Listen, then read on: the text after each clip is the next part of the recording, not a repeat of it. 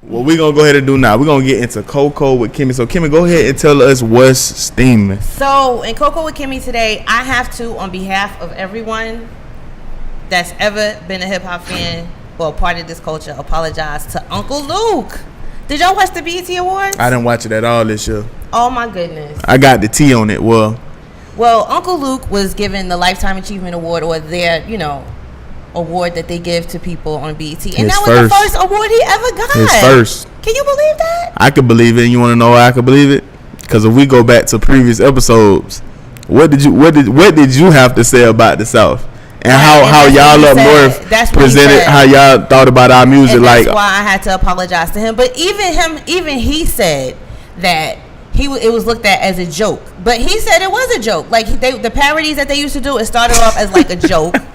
And I mean, so of course we looked at it like a joke. So did you, Uncle Luke. But I appreciate what he did. I ain't looked at it as a joke. I just saw ass and titties, and I mean, that's why I'm the man I am today. That's what he was pushing. He was pushing ass and titties, and that's what everybody was pushing. But that's a whole nother story. This man got a Lifetime Achievement Award for talking about ass and titties. He should have been awarded something for that.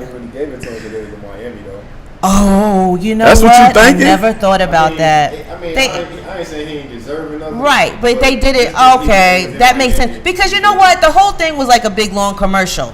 The whole thing was like a big, long commercial. They had the fake club, the this, to that. It was like they were advertising for all the Miami shit because they were in Miami. I get it. But Uncle Luke went to the Supreme Court fighting for the rights of people to say what they want to say. And granted, they started putting parental advisory stickers on the music or whatever. That's history. And then in 2011, he ran for mayor. Like, this dude is everything hip hop culture stands for, and is a youth football coach. He loves all about the people youth. And he loves the community. And what a lot of people don't know, we need to apologize to Uncle Luke. What a lot of people don't know is, like, when the University of Miami was at its height, a lot of those players, he was giving them money. Like, he was helping feed their families. He had one of them on there saying that he went to his camp and he ended up playing in the NFL. Like, that's what it's about. I'm so sorry that I really, I'm so sorry that I took Uncle Luke as a joke. He is like the Kool Herc for Southern hip hop.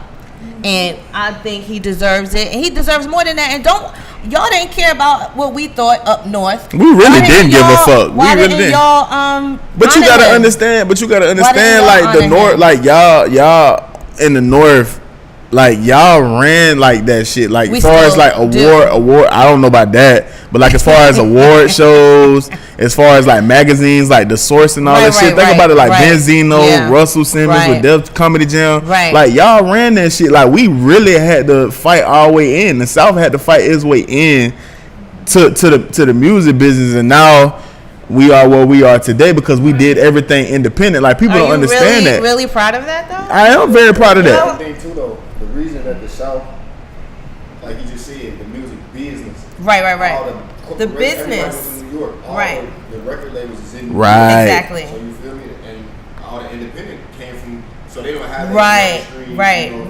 But there's more of you, though. You know what I mean? Like, there's more of. But you want to know why David Banner said this? What David Banner said. David Banner said he didn't want to make. It's not necessarily that he wanted to make beats. When he started making music, he was forced to make beats because we didn't have major producers down here. Then he became a major producer. Then you had Master P selling CDs out the trunk of his car. Oh man! And then the whole movement, like in Atlanta, like in the '90s, like Master P and them. I love that whole New Orleans movement. Like, I love Cash Money, and I love from the very beginning. I always liked Cash Money, and I always liked No Limit. Like, if you listen to Future, like, New Orleans is the New York of the South. If you listen to Future Free Codes, he got that from Master P. Master P originally made that song. Future redid it. But if you don't tell the right story about hip hop, then it's like bound to like be kidnapped. Because this is the thing, when you get to the point where, like, what was going on with Uncle Luke in the beginning, when he had to like fight, and we had to fight to keep hip hop alive, it was gonna die if there was nothing else to counteract that. Like, Maxine Waters and all of them went to the Supreme Court and said, look, these kids are poets, this is going on, that's going on. If it was just that, the way it is now, what you think the Supreme Court would have done? And that's why when Eminem performed, that was the other thing that stood out for me with that awards was Eminem's performance. He did that shit, and you know what? People were complaining. But I'm gonna tell you why people was complaining. You wanna know why people was complaining? Reason why people was complaining because they was like, anytime, no offense to Eminem, because I love him to death as an artist and as a person. Anytime a white man says something on the defense of a black man, people pay attention. But when a black man says something about his culture, his people, we get looked down upon. Think about it. Think about it now. Think about it now. Somebody brought up a good fucking point, and I really had to sit down and think about this. When Tim Tebow was in the league, when he got drafted, like back in like 2011 or 2012, he was kneeling, and you know nobody blinked the eye. Nobody blinked the eye, but now that a black man is kneeling because of Christianity, it don't fucking matter. We kneeling on the fact that our children are dying, and people have a fucking problem with it. The NFL is a white corporation. Y'all the only ones that be doing all this for them. Like, you don't have to. We could watch it, and that's why people are turning it off. Like, that's what they do. They prove to you time and time again that that's what they're about, and y'all still be like this somewhere supporting the NFL. But like I told you before Diddy even came out and said anything about buying the league. Did he? Diddy. I think people. I remember I read that tweet. A lot of our moguls need to get together, and we just need to create a black league. Yes. We can start off with 8 fucking teams, and create our own league and have our own damn form of Super Bowl. These people like Jamel Hill, all of them, it's like they be in a sunken place. And then they get on Twitter and they tweet these tweets knowing damn well they're going to get the backlash that they get. It's like they're reaching out for help. Like somebody. They just wanted a reason to suspend her. They just wanted a reason. To work. But I think if they had somebody behind them, like a black network or somebody else, they would go work there. You know what I'm saying? I think with all this stuff happening, though, I think that's the way it's moving. Because good. Jamel Hill, they got the power. Like, right. The talent has the power. It's power to the people. And it's her and her fan base. And what message... It's just that people are getting exposed now. Now they're exposing the ESPN, the NFLs of the world, the owners of the world, and what they think. It's just all coming out. And like GT said, they're just like destroying themselves. I'm glad Eminem did what he did. What about the cat? What's his name? Mysonne? Oh yeah, he did a great job too. Yeah, I heard his was dope. I heard it was more impactful than. But see, I think like he said, people are tripping because a lot of people don't know who he is. A lot of people don't know him. David Banner, when his cipher. Just because you don't know who he is and he's speaking the shit. People gonna pay attention, is what I'm saying. People are gonna start to pay attention. People gonna start paying attention. People are group thinkers. This generation is group thinkers. If everybody else is on that wave, everybody jumps on that wave. And I agree. You're a hater if you speak. You know what I mean? That dude is dope. But see, the thing about what happened with him and what happened with Eminem is because, first of all, we hadn't seen Eminem since when? You know what I mean? Then he pops out, and we like, oh shit, I didn't even know that was him. Right. In the recovery. He had a beard and a hat on. Right? I was like, who is that? I was like, is that?